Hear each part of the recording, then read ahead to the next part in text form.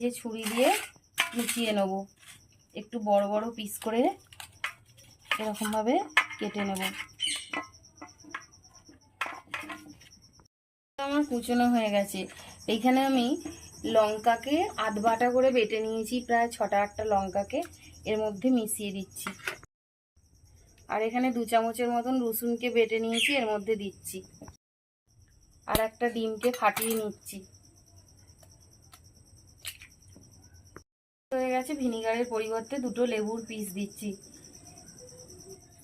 যাতে মাংসর পিসটা খুব সুন্দরভাবে নরমও হয় আর একটা সুস্বাদু খেতে হয়।